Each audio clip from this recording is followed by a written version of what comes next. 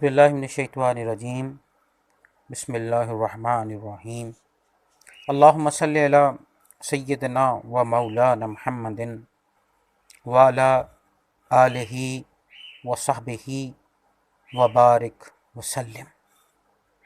باتیں حضرت واصف علی واصف علیہ رحمۃ الرحمن کی۔ فوج میں بھی شاہین ہیں، کرگس ہیں۔ شہباز وہ جرنیل ہے جس کا مدعا ملک کے علاوہ کچھ نہ ہو، اور گدھ جرنیل وہ ہے جس کا مدعا اپنا پیٹ بھرنا، اپنا دوزخ، کبھی کبھی اپنا حاصل ملک کی محرومی بن سکتا ہے۔ سلطان صلاح الدین ایوبی، محمد بن قاسم، خالد بن ولید رضی اللہ تعالی عنہما سب شاہین جرنیل تھے، اور بھی کتنے اسماء گرامی ہو سکتے ہیں۔ ایسے جرنیل بھی گزرے ہیں جن کا سب سے اچھا کام یہ تھا کہ وہ گزر گئے۔ انہیں زندگی میں صرف ایک ہی چیز زیب دیتی تھی کہ بس زندگی کو چھوڑ دینا۔ مسلمانوں کے قافلوں میں شاہینوں کے بسیرے کرگسوں کا قبضہ ہو چکا ہے۔ مشائخ کرام ہی کو لیجیے، بس نازک بات ہی نہ بیان کی جائے، لیکن یہ بات اتنی نازک بھی نہیں کہ اقبال رحمۃ اللہ تعالی علیہ بہت پہلے اسے کئی بار کہہ چکے ہیں کہ خانقاہ میں صوفی خالی ہے، خرقہ سالوس کے اندر مہاجن ہے۔ یہ طریقت خانقاہی اصلاح طلب ہے، اور کتنے ایسے اقوال۔ مشائخ پیروکار ہیں ان صادق مشائخ کے جن کے نام سے نکلتے رہے ہیں، لیکن آج ان سچے بزرگوں کے آستانوں پر کہیں کہیں جھوٹے دیکھے جا سکتے ہیں۔ یہ کوئی اتنا راز بھی نہیں، ہر شیخ اپنے علاوہ سب کو غیر مصدقہ سمجھتا ہے۔ اسی طرح تمام مشائخ دوسرے تمام مشائخ کی روح سے غیر مصدقہ ہیں۔ اگر سارے ہی سچے ہوں، سارے شاہین ہوں، تو ملک میں جو کچھ ہو رہا ہے نہ ہو۔ شہباز طریقت وہ شیخ ہے جو کم از کم قصر سلطانی کے گنبد پر نشیمن نہ بنائے۔ حق گو اور قصیدہ گو میں جو فرق ہے اسے قائم رہنے دیا جائے۔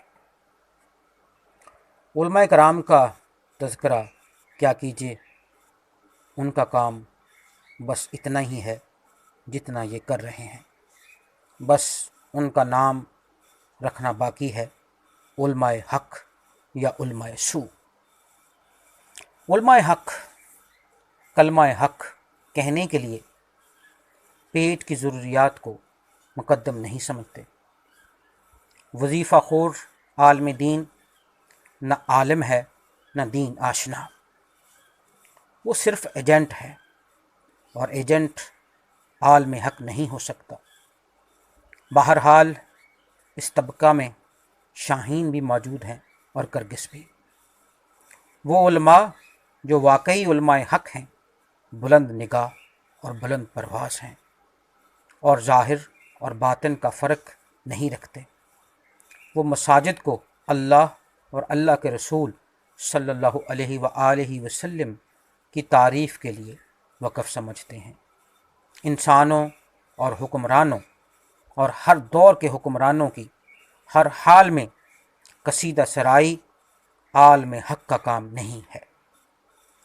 اسی طرح استاذہ، ادیب، دانشور، سیاستدان اور بڑے تاجر اور کارخانہ دار سب میں کرگس اور شاہین ہے۔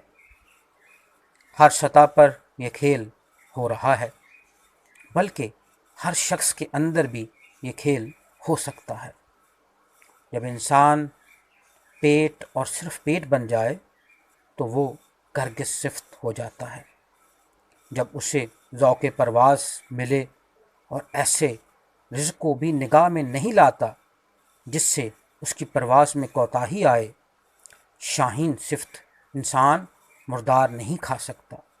وہ صرف پرواز ہے، اور پرواز بھی اس کے ساتھ اس کی طرف جس نے قوت پرواز دی۔ جس کی کوئی منزل نہ ہو، اس کی منزل اس کے ہمراہ ہوتی ہے۔ کرگس اور شاہین اور کرگس معاشرے میں باہم موجود رہتے ہیں۔ دونوں ہی کی پرواز اسی ایک ہی فضا میں رہتی ہے۔ مقصد کا جہاں الگ الگ ہے۔ ایک آسمانوں پر جھپٹتا ہے، دوسرا مرتار پر لبکتا ہے۔ ان کے مزاج الگ، ان کی داستان الگ۔ شاہین کی بات کرگسوں کی سمجھ میں نہیں آ سکتی۔ شاہین کا خواب ہو تو تعبیر کرگسوں کے بس میں نہیں۔ شاہین کا مدعا شاہین کی ہی کو معلوم ہو سکتا ہے۔ پاس رہنے والے دور کے فاصلوں کے مسافر ہوتے ہیں۔